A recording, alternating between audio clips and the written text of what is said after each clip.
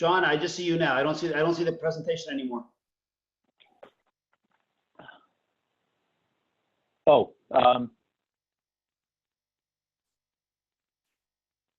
see you. I don't see, you had the presentation up before. What did you press? okay. There you go. I pressed, so now you see the presentation, right? Yeah, now I see the presentation, yeah. Okay, I hit stop video. I was gonna stop my own video. I didn't know it would stop everything. So we have a couple minutes and then we'll start. So John, what are your thoughts on what's going on in terms of Yeah, the well, latest and greatest? yeah, so the thing is, I mean, things are changing day by day. So as far as the funding, I think it's a nightmare trying to sort through what the different avenues that are available. I mean, it keeps changing so rapidly. But we'll talk a little bit more about that as I go through what's there. Some of the general options open, I mean, those aren't going to change, but they keep offering these like FAQs, the SBA does, and that changes a lot of, leaves a lot of accountants and lawyers and others that are trying to advise their clients scrambling to find the right answers. And then just when we think we've got the direction tied down and we know which way to advise, they'll come out with another change, and we have to change paths again. I mean, I've been having practice for 25 years as a patent attorney. I'm used to dealing with bureaucratic federal agency, but not something that's nothing like this. I mean, nothing that's had to change, and the agency has to pivot like almost on a dime.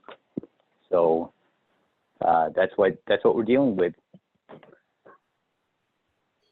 Wow, that's scary. Very scary times.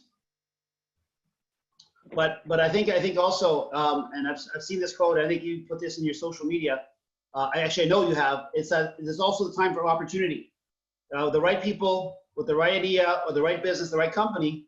This is a time where they can do really well. And I've heard that from many people too. It's not just doom and gloom. And you know, history repeats itself. So this is not the first time that we've had some sort of crisis and then come out on the other side with all stronger and with way more opportunities than before. In fact, I mean, it's sometimes, in this case, let's hope for the best that it doesn't end up being as serious as some of the predictions are. But some of us that are older remember Y2K, when that was supposed to just completely shut the entire country down. And it ended up, really not being much of an event at all. And this is not the first virus either, but I mean, the type of impact the coronavirus is having is unlike anything we've seen in the past.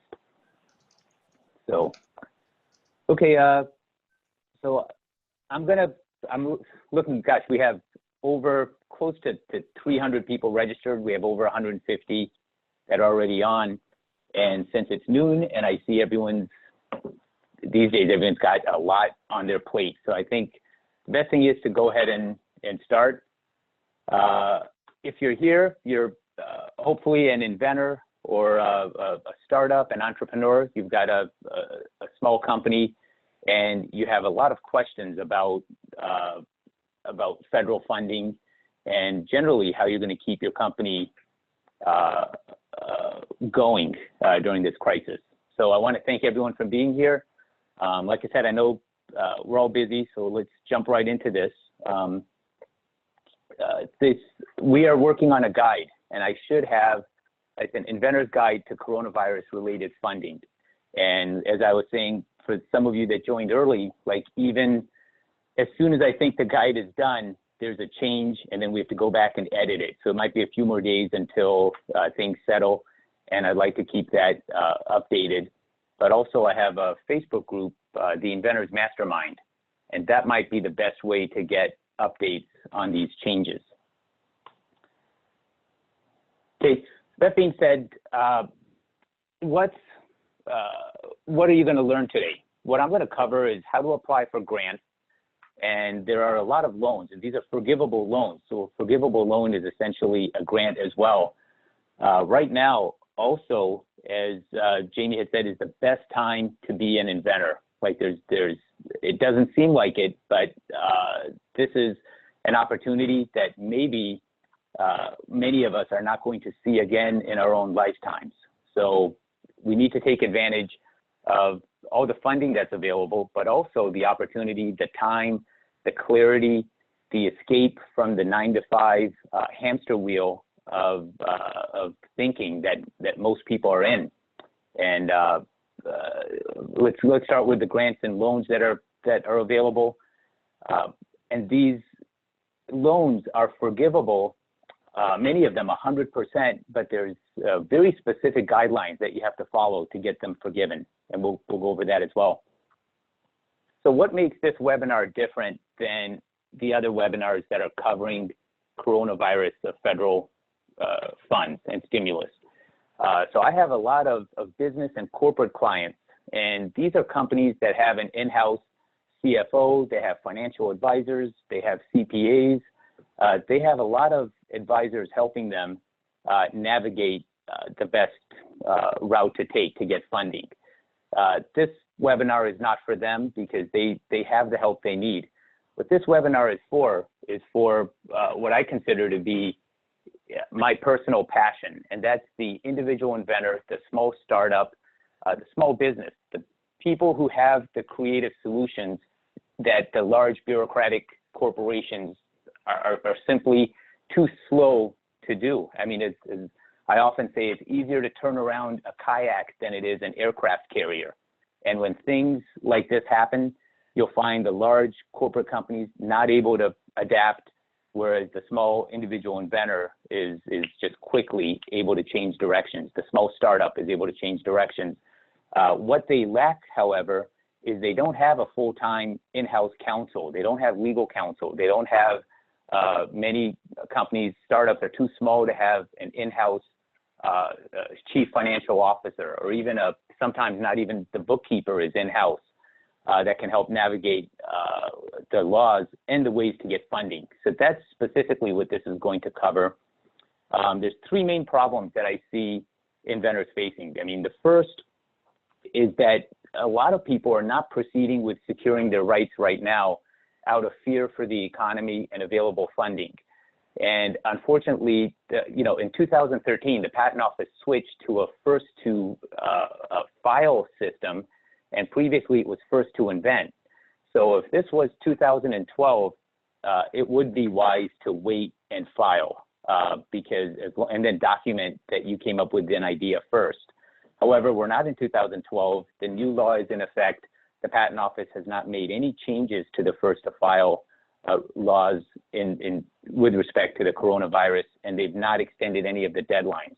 So this is the first mistake. The second mistake, it's not really a mistake. It's just there's very little guidance on how to obtain grants and forgivable loans provided to smaller companies. Now, if you're a larger company, there's a lot of information out there, but today is a major milestone for individual inventors, because independent contractors and self-employed are able to apply for coronavirus relief today, and they previously were not able to. So inventors that have been impacted by the coronavirus related issues, they need funds today. They don't have the time to go through a bureaucratic system and long delays. If they have staff, they need to keep their staff employed. The struggle is, as I said, is a small startup and solo entrepreneur. How do you keep up? How do you get that advice, and how do you get the applications and all the documents in place that you need? But before we go any further, I want to at least introduce myself for those of you who don't know me, and so you get a better understanding of why I'm such an advocate for the individual inventor. I'm a board certified patent attorney, and I've been practicing for 25 years. I'm a certified specialist by the Florida Bar. Before I started my own law firm, I was working at the New York City law firm of Fish and Need. And if you don't know Fish and Need, they're the patent lawyers that represented Thomas Edison with the invention of the light bulb. Henry Ford, Alexander Graham Bell, the invention of the telephone, and the Wright brothers with the airplane. So Fish and Neve is basically to inventions and patents what Muhammad Ali is to boxing, the greatest of all time. But something was missing. And what was missing is that I found myself like day after day, basically moving paper around, far removed from the creative spark of ingenuity of the inventor. I was doing work for huge multinational corporations, and then the invention was somehow lost in that bureaucratic process. And that's why I became a patent attorney in the first place. So I quit. And when I quit, Fish and Neve warned me that, John, there's no stability in going out on your own, and that it's a risky proposition. And that's what I heard from the other attorneys and the partners there. The irony is that today, Fish and Neve, it's a huge 200-lawyer law firm, no longer exists. They're a little more than a historic footnote. But my law firm, 20 years later, is still going strong and has grown just beyond my wildest expectations. So the stability is in a small law firm, and the stability is in small companies. And I'll tell you why. And that's because Charles Darwin said it best. The strongest of a species, and this is true for companies as well, is not the strongest nor the most intelligent that survives. It's the one that's the most adaptable to change. And the ones who are able to adapt are the ones that are basically kayaks right now that can change direction on a dime, while the larger companies are faced trying to figure out which way to go. Now, how do large companies adapt? Well, they adapt similar to what a lizard does when it's threatened. So a lizard's got this tail that it knows it can regrow. And when there's any kind of danger, like say a cat grabs at a lizard's tail, it immediately drops it and protects its vital organs, because in its mind, it can always regrow a tail. But that's their approach. This is what the large companies are doing today in view of the coronavirus. They're immediately cutting their R&D staff. They're immediately cutting themselves to the core. And that's where, when they say there's stability in a large firm, yes, if you happen to be part of that vital organ of the company, you're the CEO, the CFO, the COO, or in a key management position, everybody else is expendable. They're this disposable tail that the company lets go. Now, how is this helpful for inventors? Here's like big law firms right now are cutting, many of them are forcing 30% pay cuts on their attorneys. Or just laying them off completely. This is how the larger companies adapt. Now, the small individual inventors, this is their time. This is their opportunity to create new ideas when the ones that really are in the best position economically fail to do so, because they're looking at quarterly revenues and quarterly profit and loss. And the easiest way to bump those numbers is to cut protection for new ideas. That's where you have the potential. So many of you might be wondering, so what's going to happen to me, and how does this coronavirus release impact me, and how can I get access to those funds? So a lot of times, and I have, many of you have been on webinars where they tell you to stay till the end because there's going to be some magic bonus or something till the end. I have nothing to sell on this webinar. So if you're waiting till the end to find some kind of pitch for legal services or some kind of something that you are itching to buy, you're not going to find it in this webinar. This webinar is to point you in the right direction, something that I haven't seen offered anywhere, and that is advice for independent contractors, self-employed, and small startups that don't have this excess fat, like this extra tail that they can just cut off and keep going. If you're an individual inventor, you are the core vital organ of your idea, so you can't do that. So what do you do? What are the next steps? So you keep on inventing. And those that say that tough times or crisis is not the right time for new ideas, they haven't looked at history. From 2008 to 2010, we were in the real estate bubble crashed. That's when we got WhatsApp, Pinterest, Slack, Uber, Venmo, Airbnb. This is the golden age of inventing, not just because of the crisis and the lack of innovation, but also today more people are working at home than ever before. I don't know those of you how you deal with kids at home, but this is one method that I don't recommend. But being away from the hamster wheel of your job and not having a supervisor or boss breathing down your neck for the first time will allow inventors to think and give time to that idea that they've shuffled away and just not pursued because the timing wasn't right or they were too busy. Now, anybody that says that you can't create a business from home has not looked at history either. Look at these companies: Apple, Google, Amazon, Harley, Disney, Mattel. They all were created during times of recession or created from somebody's that's almost a proverbial from their garage. That's what you have. Sir Isaac Newton developed the law of gravity while he was in quarantine from the bubonic plague. The iPod was developed within days of the September 11th attack by Apple, and Apple forever changed how we listen to music. But they did this at a time when the world was in crisis, at least the United States was in crisis. William Shakespeare wrote King Lear again during the bubonic plague. This was at a time when theaters were closed, so everybody thought theater was practically dead for the coming short-term future. But that's the time when you have an opportunity to create something. The basketball, Dr. James Naismith, this was developed again during a recession. So when I became a patent attorney 20 years ago, nobody knew what a patent was. There were no shows like Shark Tank. There's no such thing as an eBay store or Amazon. You didn't have the opportunity you have today. You couldn't create basically an online store for no more than $1,500 and start selling product. Inventors were forced to rely on large manufacturers and basically hope that their product was taken up. But today, you have this opportunity. You are sitting on the next boom. It's just, you have to keep pushing. And I understand that it's not easy in view of the current situation, but there are so many avenues available right now to defer expenses, to basically to have your student loans are put on hold. And we'll go through some of these other aspects. You can borrow penalty-free from your 401k.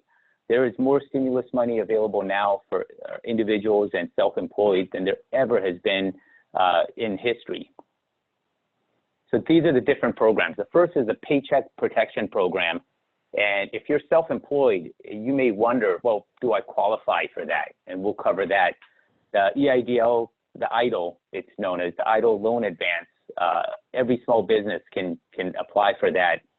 There's an SBA bridge loan, and I'll talk about that as well. It's kind of not as relevant in view of EIDL and the PPP, or the Paycheck Protection Program, and that's what it's known as. So what is the Paycheck Protection Program? So it's being hailed as free money from the federal government, and this is exactly what it is. There's authorization for almost $350 billion in forgivable loans to small businesses to pay their employees during the COVID-19 crisis. Now, what's EIDL? Economic Injury Disaster Loan Emergency Advance, or the EIDL Loan Advance. Here you can get $10,000 of economic relief if you're experiencing temporary difficulties. These are advanced loans. They're loans because they are not automatically forgiven, but if you follow the guidelines on where the money is spent, these are basically grants. The SBA bridge loan is a temporary loan to help get you cash while you're waiting for other disbursements. I'm not going to spend too much time on the bridge loan because at least the promise of how quickly funds will become available during EIDL and the PPP are so promising that the bridge loan is not really going to help. The bridge loans are supposed to be approved within 45 to 90 days, whereas the EIDL was supposed to be you would have the money within 3 days. Obviously, that's the SBA is delayed, so that's not happening. Now the PPP loan, the Paycheck Protection Program, these cover nonprofits, veterans organizations, but for what you guys are here for, it covers sole proprietorships. So if you work for yourself, you may not think of a Paycheck Protection Program because you may not be writing checks to other employees. But you are, if you are getting the paycheck yourself from your company, then the Paycheck Protection Program does apply. So it applies to self-employed individuals. It applies to independent contractors as well, anybody with 500 or fewer employees. So now the real task in this is finding banks that are reliable and that are able to handle these loans. There's lots of banks that are offering to accept the applications, but they're not, the applications will go and you might be rushing to be one of the first applications in, but it doesn't help you if the application gets kicked back because the proper documentation was not entered or the bank was not ready. So what I'm doing, and I'm trying to, working with a group of attorneys as part of a network, is to identify those banks that are ready and that, that we have vetted, that are actually providing decent service, providing help, and are open to funding coronavirus stimulus money. Now, your business has to have, the principal business has to be located in the United States. How much can you apply for? 2.5 times your average monthly payroll. Now, if your payroll is payments that go to yourself, that counts. And that's something a lot of inventors might not see because nobody is talking about that. You're talking about, all the talk is about businesses that have employees. But if you're an S Corp and you're the owner and you're funding this yourself, you are that vital organ. And whether you are formally writing the paycheck to yourself or not, you can qualify as for PPP funds, the Paycheck Protection Program. And it's a loan, but it's 100% forgivable if you follow certain guidelines. So 75% of the loan has to be used for payroll, and the payroll has to be paid for at least 8 weeks. So, and all the expenses have to be used for qualifying expenses. The easiest and best way to track this is to have a separate bank account for when the funds are dispersed. So if you have a CPA you're working with or a bookkeeper, then that's probably the advice you'll be given. If you don't, that's what my suggestion would be, is to have a completely separate bank account and then be extremely careful about how you spend those funds, because it doesn't matter if you're spending funds for payroll from a different account. If it's not spent from these exact funds, then your loan is not going to be forgiven. So there's some businesses that can't apply. Basically, it's kind of like a sin tax, you can think of it as. So any illegal activities, lobbying, gambling, any businesses that are in, I guess, porn businesses, and they're also trying to tie it, if the owner is delinquent on child support, that's not going to qualify. They're not going to qualify. And also, this is to stimulate the economy. So household employees, if you have maids, you have housekeepers that are employed, they do not qualify for PPP funds. And highly compensated employees don't qualify. So if your payroll is, so the payroll is capped at $100,000 per employee. So if you have somebody that's being paid $125,000, or if it's you as the sole proprietor that's being paid $125,000, then the additional $25,000 does not qualify. It doesn't mean you're not entitled to the PPP loan, but if it was just you and you're making $100,000, then 2.5 times that monthly payroll. So you would divide that by 12 and then multiply by 2.5. So whatever your total payroll would be for 2.5 months. Most important part, and I've said it before, is if in order to qualify, you have to keep your workforce intact. You cannot put people on unemployment. That's the whole purpose of this stimulus package. So even if that person is you, so even if you're sole proprietor, you are the company, you are on a collecting payroll, if you apply for unemployment, then you are not going to qualify. So you really want to look into this provision carefully, because the forgivable PPP loans of 2.5 times your monthly payroll could be much, much greater than whatever benefit you might have under unemployment. So you want to carefully consider that before you make your decision. I'm going to have this link on the Inventors Mastermind. These are participating lenders, but as I said before, just because a lender says they're going to participate does not mean that they are the right one to go with. Getting the loan funds is the easy part. Anybody can fill out the application and get the loan funds. The real challenge here, and this is what separates, I guess, the men from the boys, is getting the loans forgiven. So you are going to regret your choice of lender, not in getting the initial funds, but in submitting the documentation to get that loan 100% forgiven. So make sure you check with the Inventors Mastermind. I am speaking right now to several lenders that are coming up with programs for self-employed and independent contractors, and that those are the ones that one of them works only with SBA funding. So these are going to be streamlined applications. I wouldn't follow the madness about rushing. I know today's the first day that these proceeds are available to independent contractors and self-employed individuals, but the funding is not going to run out. So I would not give in to the rumor that, and I saw some news media are mentioning that in 4 days the funding is going to be gone. It's not going to be gone. There's several banks have just stopped funding these loans altogether.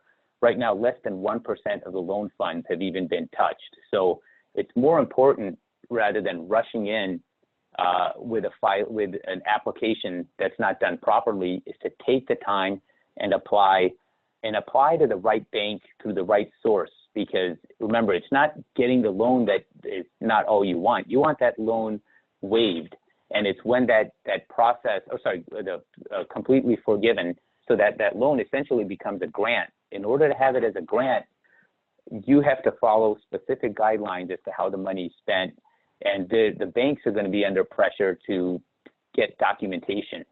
So you want to go with somebody who has dealt with the SBA before, so that documentation process of getting the loans forgiven is quick and painless for you.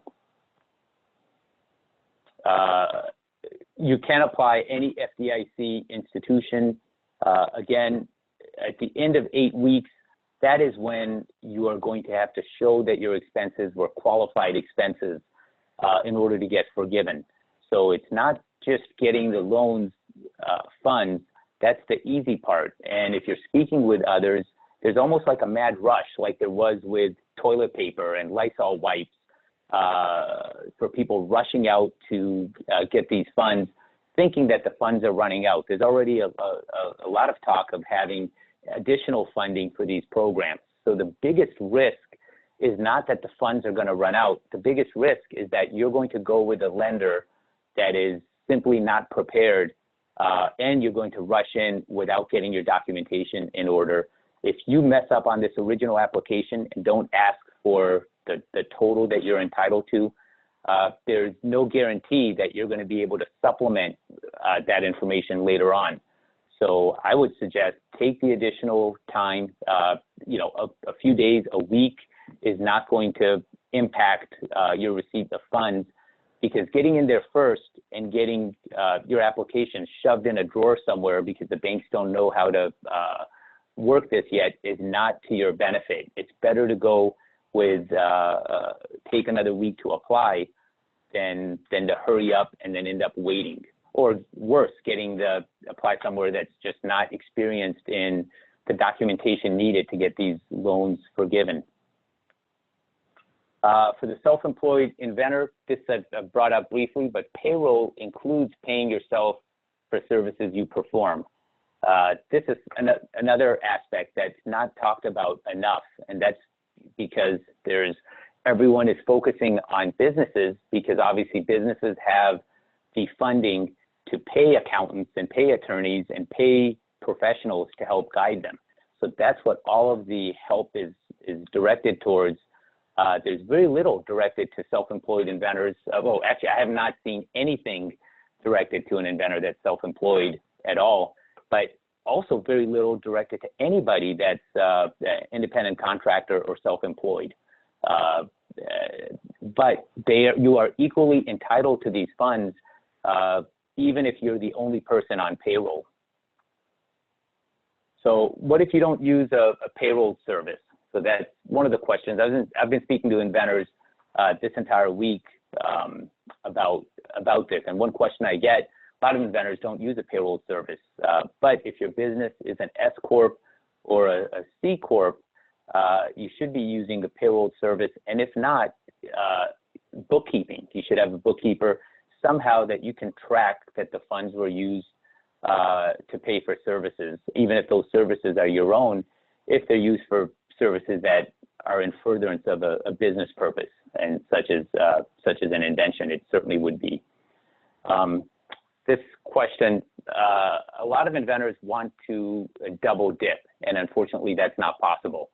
So because these loans are not, there's this uncertainty and this false, I guess, fear that the loan funds are going to run out. So what some people are doing is, let me file for unemployment and then let me file for the loans as well. If you file for unemployment, you are not qualified to apply for the loans. And I call them loans, but remember, if you meet the criteria, these are forgivable loans. So they're essentially grants from the government. It's the first time in history that there has been this type of funding available, stimulus money available. And the stimulus, I believe, is rightfully, because these are the people that are going to come up with solutions. It's going to be the individuals and the self-employed. And that's historically, that's been the case. Because as I said before, what do the large companies do when crisis hits? They cut off the tail, and the tail in most instances is research and development and investment in new ideas. They get rid of that and they focus on their core vital signs, vital organs, which in their case is the CEO, CFO, COO, and a key management team. But it often does not include the money that normally is spent on new product development. Everybody puts new product development on hold. All the large companies do, but here's the difference. If you're self-employed or you're an individual, you are the vital organ of your idea. And that's most likely where my prediction is, where more innovation in coronavirus-related ideas is going to come from individual inventors than from the large corporations at this point. So this is basically, don't rush to file unemployment as a backup in case you don't get the loan funds. If you do that, you are going to be limited to whatever unemployment that you get, which is most likely, depending on your compensation as a sole proprietor, is going to be significantly less than the PPP funds you would be entitled to.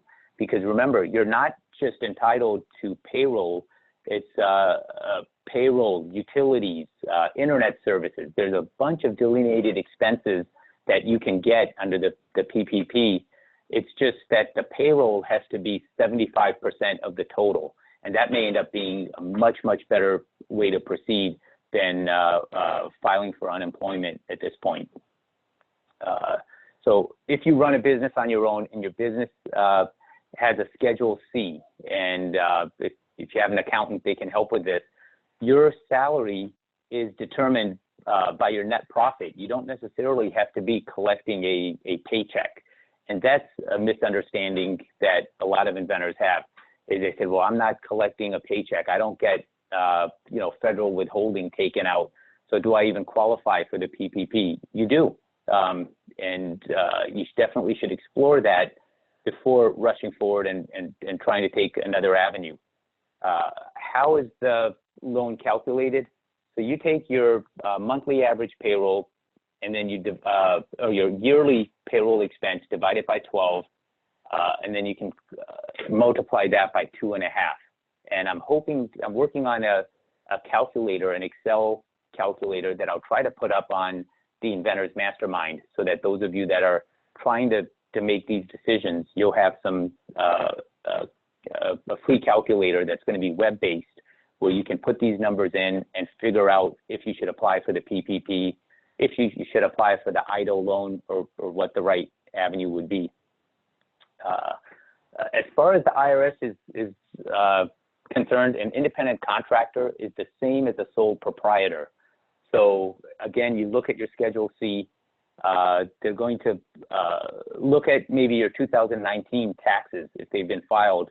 So, and you can look at the net profit there to gauge some idea of which way you should go, and to also look at your Schedule C from last year. What do you do to get your loan forgiven? The principal portion of the loan is 100% forgiven. You'll see all kinds of stuff out there that it's only 75% forgiven, and that's a misunderstanding of the statute for the under the CARES Act. It's not that 75% of the loan is forgiven; it's 100% is forgiven, as long as 75% of the funds that you receive are used for payroll. And why 75%?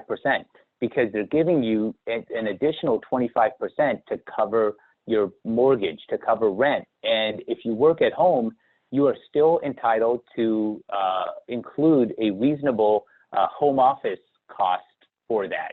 So that it's not just payroll itself. A lot of people that rushed forward and filed, they took their monthly payroll, multiplied it by 2.5, and that's what they applied for. But you don't have to limit your funding to that. You can get reimbursed for loan funds to cover the utilities, cover the rent, cover a mortgage, and a host of other expenses. And if you cover them and you do them the right way, they are going to be 100% forgiven. So that's why it's called a loan and not a grant from the offset, because in order to make it into a grant, you have to follow specific rules. If you follow those rules, then you would qualify. As I said, the people that are worried about funds running out, first of all, there's no collateral required. So just be careful. There are a lot of scams out there. So if anybody is offering to partner with you or to help you with a PPP loan and asks you to give them collateral, there's no collateral required for these loans. As of April 5th, Wells Fargo is not even accepting PPP loan requests. And I suspect a lot of other banks are going to follow. So they're initially encouraging people to submit applications to them. If you don't vet the bank properly, where are you going to be if 3-4 weeks later they return the application to you and let you know that they are not able to act as the loan source, and now you have to go somewhere else? So it's better to take a little bit additional time and go to the right lender from the get-go instead of rushing to whoever is going to accept the application. As far as the funds running out, the U.S. Treasury asked Congress for an additional $250 billion for the PPP program, the Paycheck Protection Program, and I can't see any elected government official refusing to vote in favor of this, because this is something absolutely needed by the country at this time. Again, if you need to leave, I am going to have all of this in the Inventors Mastermind. Part of the reason where I think that Facebook group is a better source for current information is that it literally is changing day by day. Like the SBA has a frequently asked questions page, FAQs, that they're constantly adding to. They're constantly changing. So the fastest way to keep up to speed on that, I'm going to be posting updates as soon as I have them. So if you don't have another source where someone is tracking these changes, and that's focusing not on large businesses but individual inventors and small startups, then I would highly recommend you go to the Inventors Mastermind, sign up. There's no cost. It's a private group. Even after this pandemic is over, I go on regularly and I post answers to questions. about prototyping, about licensing an idea, about how to market the invention, all kinds of stuff just unrelated to the pandemic. But right now, at least for the next several weeks, I'm going to be having updates specifically on funding for individuals. The EIDL loan, what do you need to know about this? So this is a loan available. Again, it's a loan because you have to spend the money in specific ways for it to become a grant. So any small business with less than 500 employees, of course, nonprofit organizations count as well. Those of you that have more than one formal corporation, it is not per person, it is per business. So if you have two separate corporations, then you can apply separately as long as the funds are used as specified. So any applicant can apply for the EIDL loan and request a $10,000 loan advance. Whether the underlying loan application is approved or not, if you spend the funds in accordance with the categories, they give you certain buckets that the funds have to be spent in. If you spend them in those buckets, then that is going to cover, then that loan is going to be essentially a grant and it will never have to be repaid. Okay, so the EIDL, what are those categories? So if you provide sick leave to employees, that's covered. If you use those funds to pay payroll, that's covered. A simple mistake that could cost you this money is if you have employees and you spend this funding from some other source to keep your employees paid, then it's not covered. So you need that separate bank account. You need very careful records because it's when you apply for forgiveness, that is when all the documentation would have to be carefully done. If you open a separate bank account, it's going to be so much easier to get that documentation done when you get to that point. What else can you use it for? Materials. If you need inventory for your business. Again, if you make rent or mortgage payments, and I'm going to talk about what's happening with rent and mortgage payments as well, because that has been specifically addressed during this pandemic. So the bridge loan, I'm going to skip this. And initially, it seemed as if the bridge loan might have been a good source. But when I saw the 45 to 90-day approval, that's not a bridge. I mean, hopefully, the way I'm hoping EIDL is going to be just still a matter of days as promised. And the PPP loans should be significantly faster than the 45 to 90 days.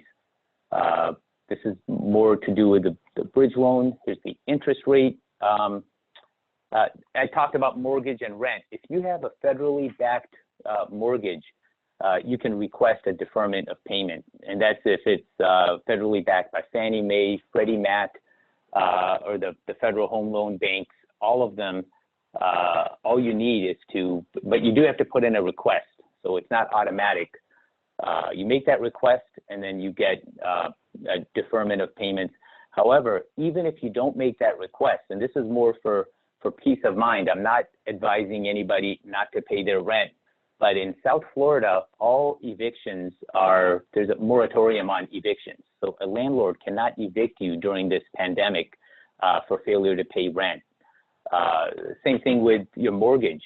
If you contact your lender, most lenders are offering a forbearance, which is that you're not excluded from paying, but you're given additional time with no penalties to make those additional payments.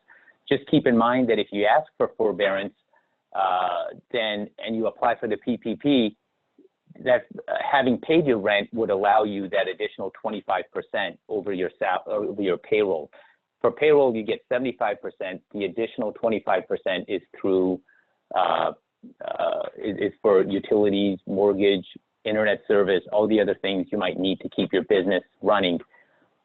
Any inventors that have student loans, your student loans are deferred until payments until September 30th.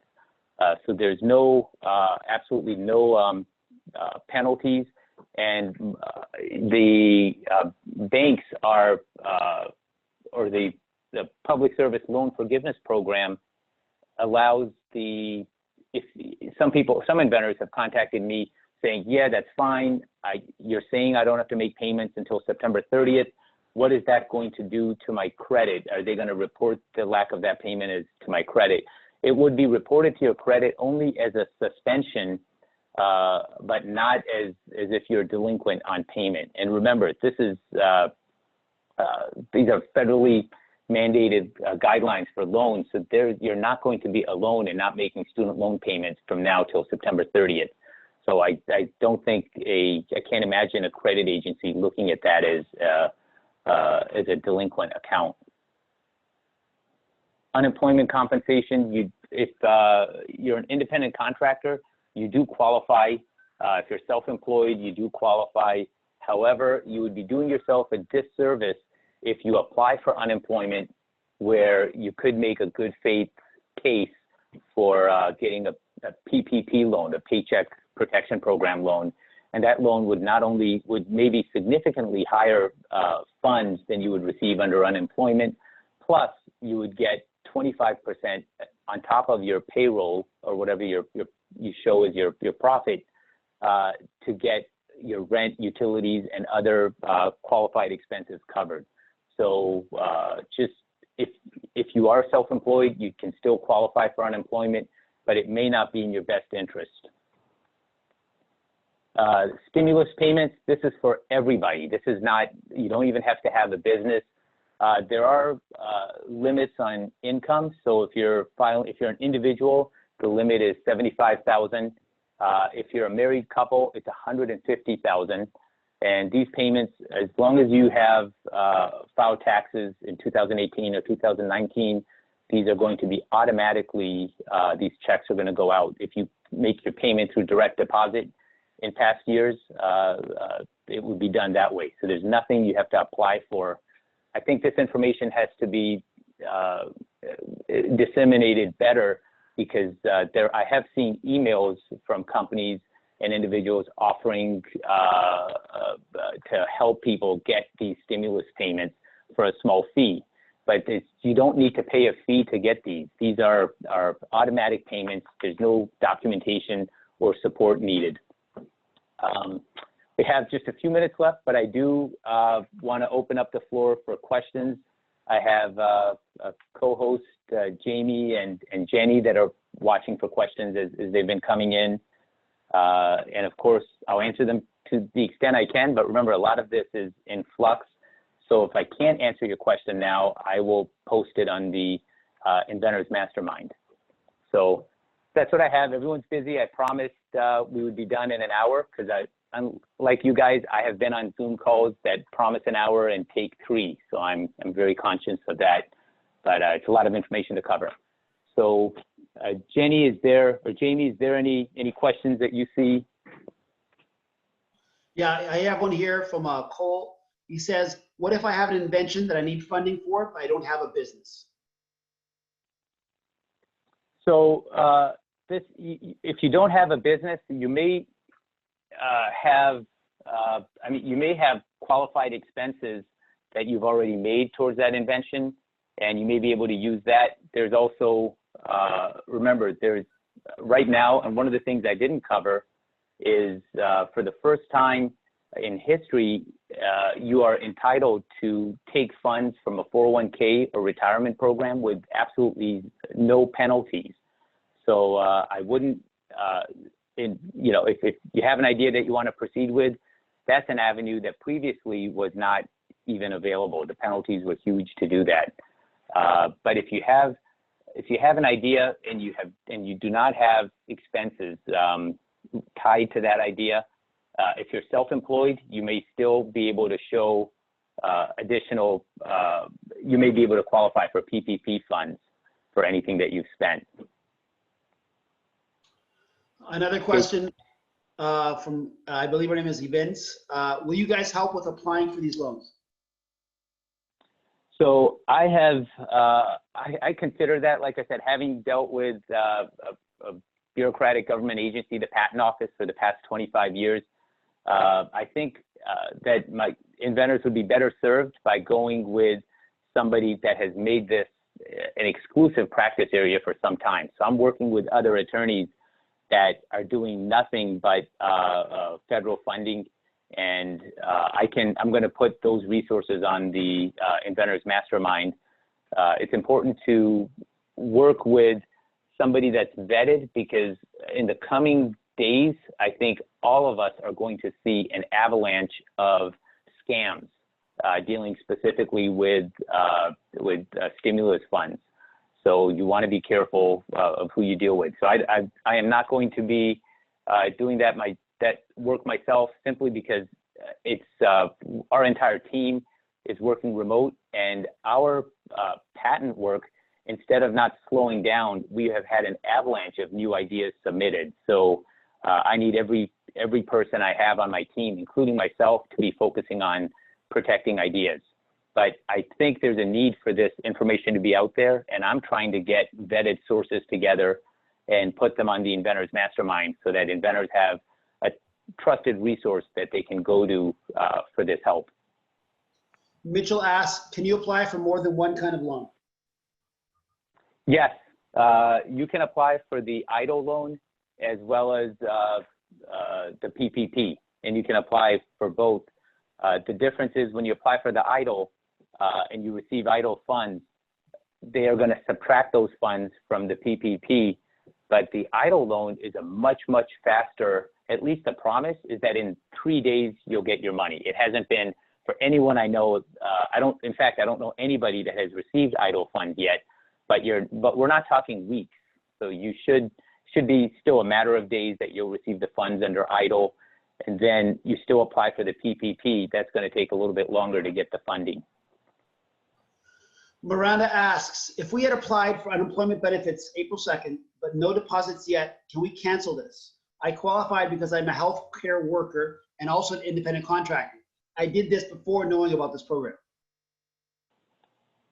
Yeah, let me look into that, and I will post about that on the mastermind. You have a legitimate concern is, as an independent contractor, perhaps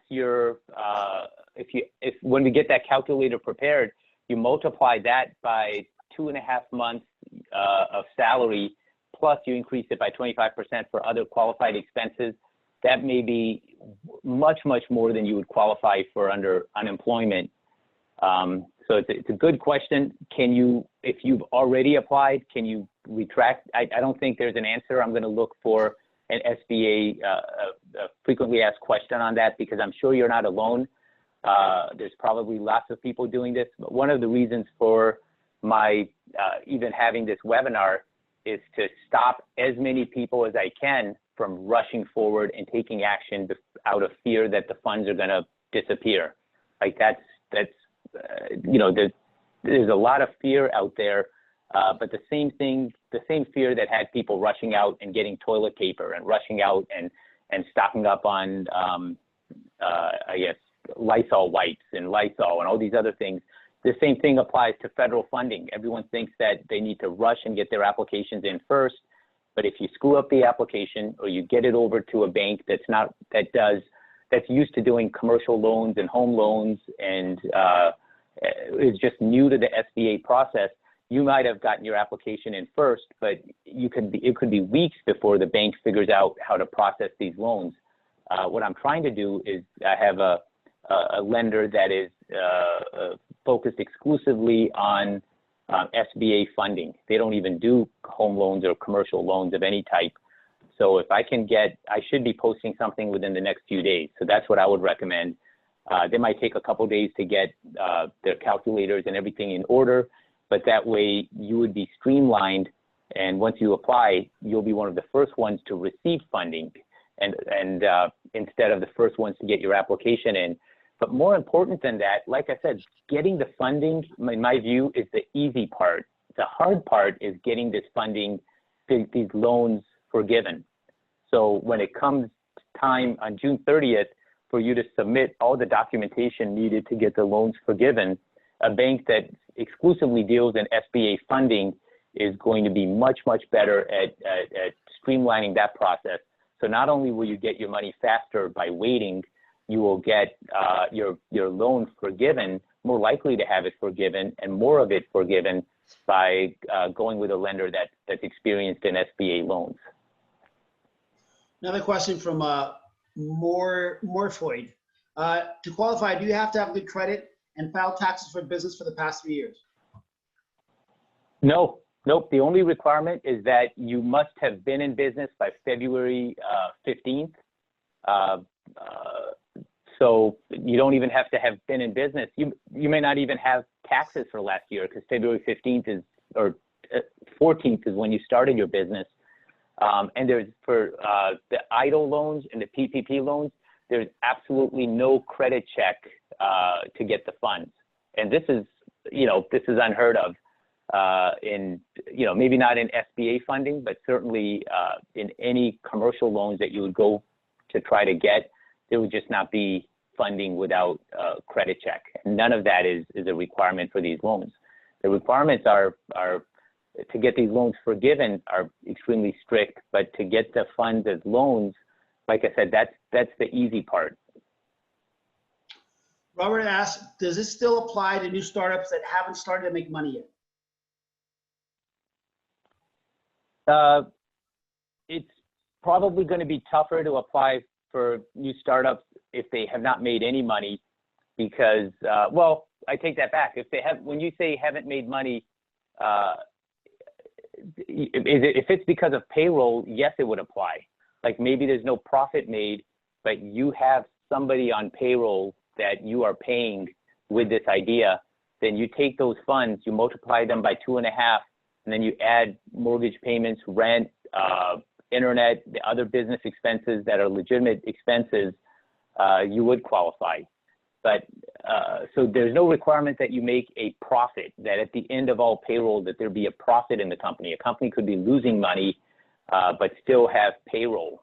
As an example, I mean, now, of course, Amazon is extremely profitable. But for the first 14 years that Jeff Bezos had the concept for Amazon, the company lost money every single year. But that doesn't mean they didn't have payroll. So you do have to have payroll, and even if that payroll is yourself as the sole proprietor, that qualifies. Irvin asks, I have an invention, but I need the funds to get it patented. I'm not sure if that's a question, but that's if you can answer that. Yeah. So, like this is a tough position that a lot of inventors are in. Is they don't have the funding right now to proceed, but the amount of funding, for example, they are still going to qualify for the federal stimulus. So if you're a married couple, that's $2,400 that's going to be that you're going to receive. Now, if you're unemployed, then it's not additional funding, but this funding comes to you whether you are working or not. So those are funds that are coming. If you happen to have any money in a 401k or retirement, those funds are now available. They never used to be. If you do have student loan payments that you've been making, you have this opportunity, which didn't exist in the past, that all your payments between now and September 30th they're suspended. So for an inventor that has an idea that they believe in, that they have not had an opportunity to pursue, the government is not specifically earmarking funds for the invention, but the stimulus laws that are enacted are going to give you that money indirectly by way of forbearance of student loans, by the way of this $2,400 stimulus. If you qualify, you may be able to get the EIDL, but you'd have to have certain expenses to and be incorporated or have a business to qualify for that. But those are avenues available to individual inventors with an idea that they want to pursue, but they have not been able to find the funds. And then the other thing is that especially once either through unemployment or the PPP, we're going to have the amount of stimulus money that's going to be available. Now, of course, there's also a change in the unemployment benefits. Instead of being a fraction of what your normal pay is, and I know there's some accountants and bookkeepers on here that might be more up to date on this, but unemployment is going to cover 100% of salary if you have been unemployed in this process. So for a lot of inventors, there is not going to be, there's the fear of the economic downturn, but if that doesn't materialize to the extent that some people think it is, and there's no current loss in income, then that mixed with these additional avenues is going to result in money available for inventing that previously wouldn't have been.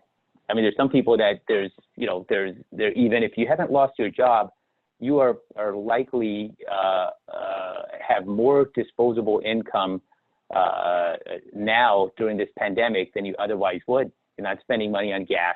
There's nowhere to fly. There's no hotels to go to. There's nowhere to vacation.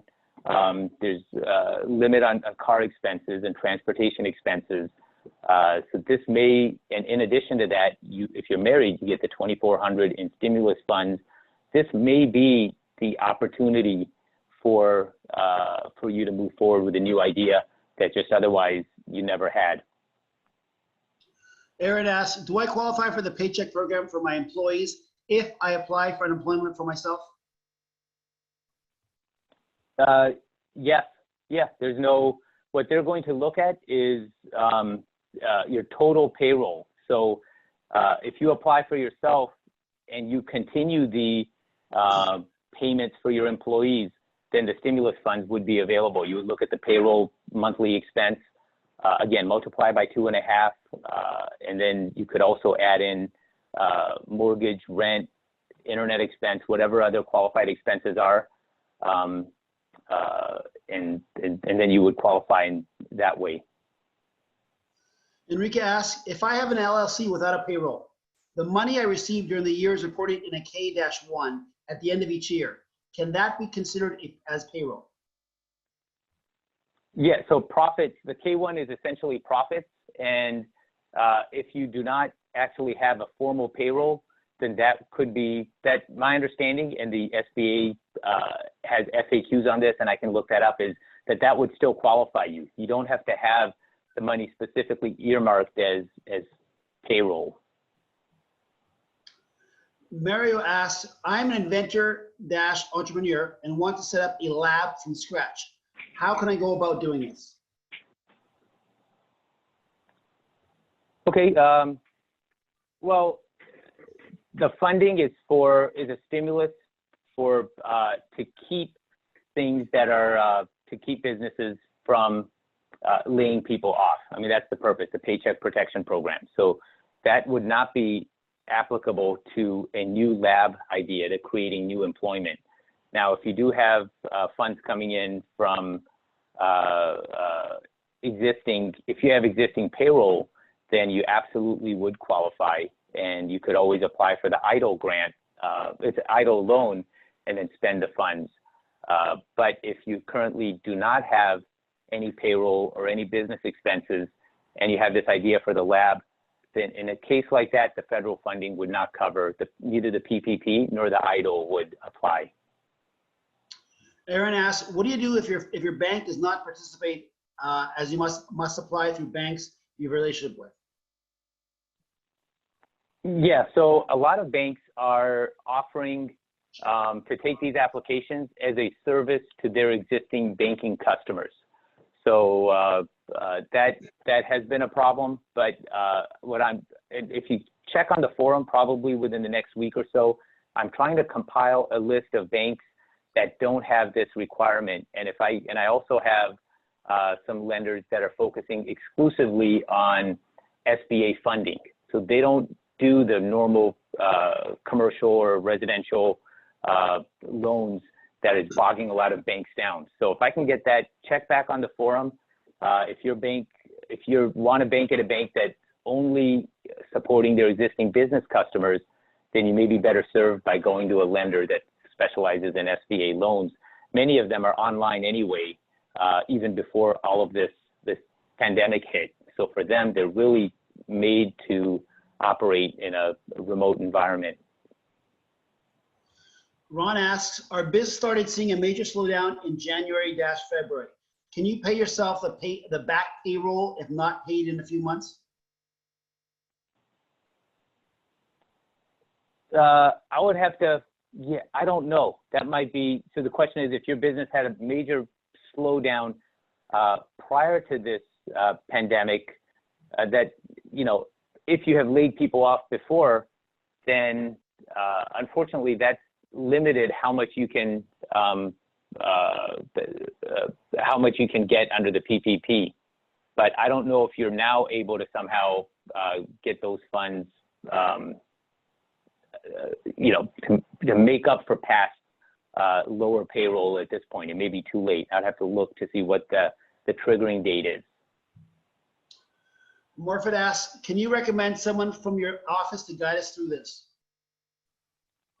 I don't have anybody at my office with the bandwidth right now, but I will be posting a list of vetted law firms. Like, these are lawyers that I've known for years.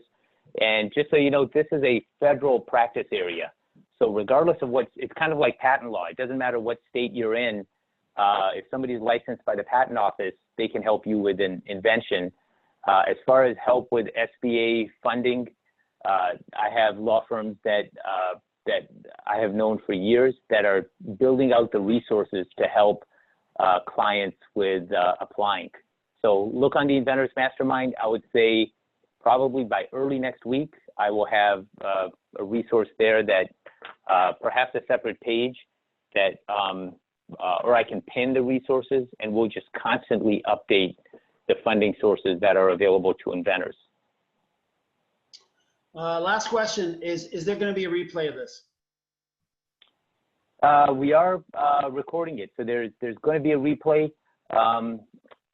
Because the law is changing so rapidly, instead of a replay, what I might end up doing is perhaps doing this again in about a week, maybe 2 weeks, with all new information as I get further updates from the SBA. So yes, so there will be a replay, but obviously as some of the information in this webinar becomes obsolete, we will do we'll just do it again live, updated. So I don't know what times work best, but we'll create a survey on the Inventors Mastermind. So if noon doesn't work, perhaps we can do it next time. We can do it after hours, after work at 5:30, whatever works. And I know, Jamie, we're already a little bit past our time. If you have another question, I'll take one more. And anything else, I would suggest ask it on the Inventors Mastermind. We'll absolutely be monitoring that, and I'll do my best to get answers to you. I'll also am working with a law firm that may be offering consultations at no cost, so that inventors can contact them. They're building out the ability to focus exclusively on stimulus funding. So once I get that, I will post that on the Inventors Mastermind as well. Okay, I have one more question. It's a little confusing, so see if you understand it here. From James Ducat. What about payments made for development of a prototype? Or if you have a need to fund a quote for final development beyond prototype, and you have a quote for development prior to these loan products? Yes, one of the funds that are acceptable under the EIDL loan is for materials. So if you remember, there's a slide that talked about what you could spend on. So materials that you need in the course of your business, obviously prototyping is going to be part of that. You do have to have payroll expenses, or at least, and if you don't have a separate payroll check, perhaps as an independent contractor or self-employed business owner, you do have to have some funds that you are taking as profit, or K-1s. But in that case, I don't see how legitimate business expenses for prototyping would not be included in what you could spend the funds on. What they don't want the funds used for distributions to the owners, because that's not the purpose of these funds. It's to stimulate business. So if you are simply, your company's going to take the funds and distribute them to you as distribution, that's not stimulating the economy. What they want is funding for purchase of materials increasing or at least keeping your staff employed. So if you have not laid off your team and you're like I am, you have this small team where you don't have a lizard's tail of employees that you can just cut off and not impact your business and then grow them back when you need, then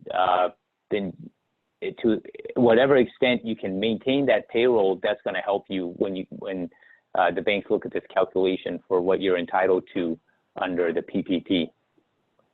I got a few more questions, John. You want to answer them? I realized this. Yeah. Okay. How much protection? Let's take one more, and then absolutely, I will. I think without fail, we're going to have this again. But also, you don't have to wait for the webinar. If you have questions, go to the Inventors Mastermind, post the questions there, and I'll do my best to address every single one. And then the resources that as soon as I get a vetted list together, I'm going to post that on the Inventors Mastermind as well. It says, how much protection do patent owners have currently and going forward? Yeah, so here's the bad news with the Patent Office is that they have not adjusted. There's no adjustment in the first to file. So the first to file is still in place. There's no adjustment on deadlines.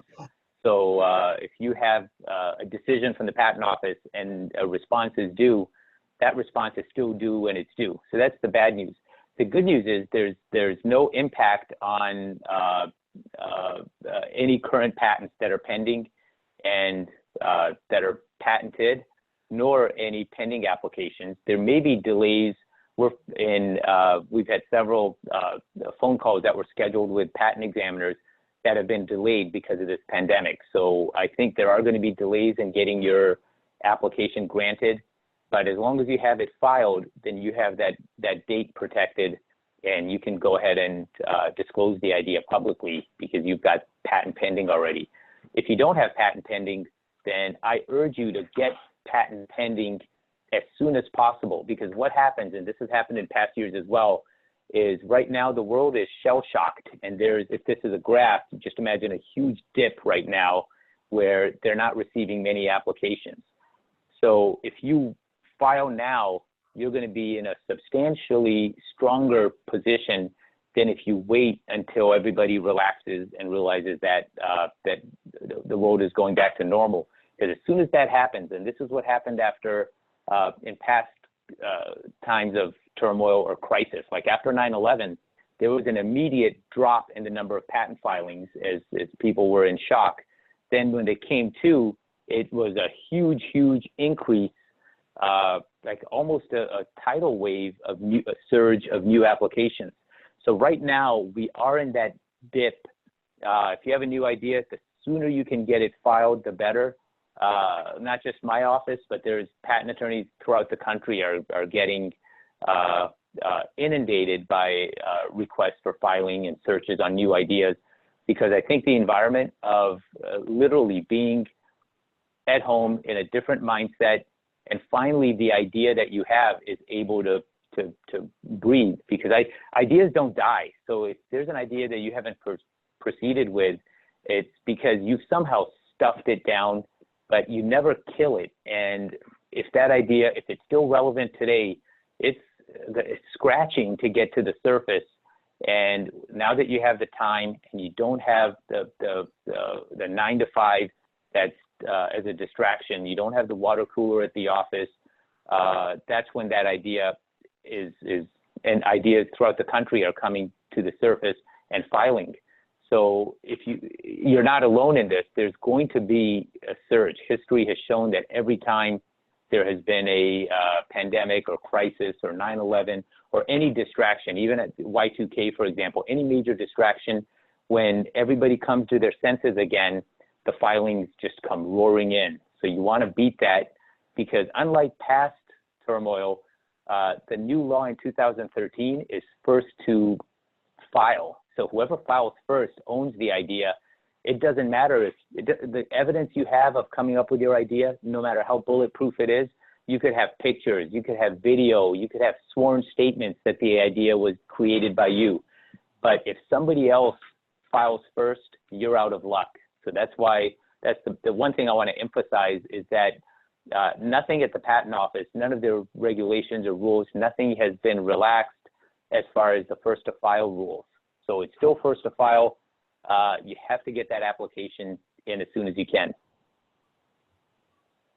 That's it, John. No more questions. Okay. I want to thank you guys that are here. If you, gosh, I'm looking at close to 200-300 participants. So I cannot possibly get to all of the questions during this call, but we are going to have another, certainly a replay, but I'm going to update as I can over the next few days. And then we'll be posting on the Inventors Mastermind. We'll be posting the date and time for the follow-up. If you know anybody else that's an inventor that you think could benefit from the federal funding that's available, please let them know. As I promised, there's absolutely no, if you waited until the end to see if there really was a sales pitch or a catch, there isn't.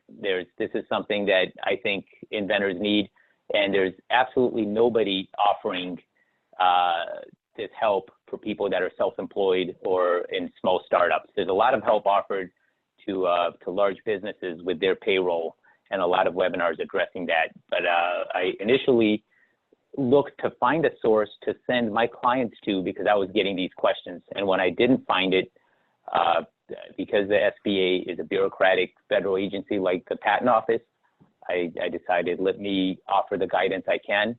And I don't have the resources to stop. You know, my passion is patenting. I don't want to stop being a patent attorney and become a federal disaster aid attorney. But there are lawyers that I know that are offering help, and many of them are not charging. Their hope is that if they help you as an inventor, as a small business, through the toughest times that you have had, that when your business does better, you will remember those firms and go to them for your corporate work, for your employment work, for your will, for your divorce, for whatever.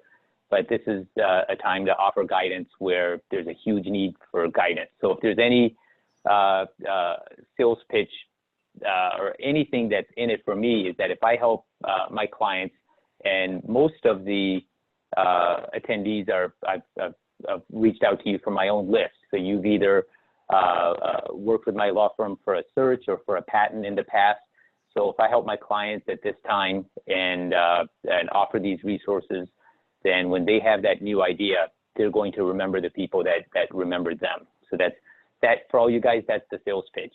If you're waiting, sorry to disappoint.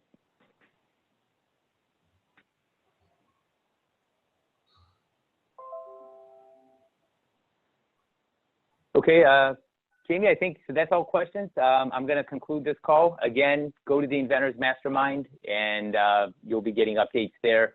And hopefully, if you still have questions and we don't address it in the Inventors Mastermind, we'll have the follow-up call. Watch for it in the next, I would say, within the next 7 to 10 days. Take care.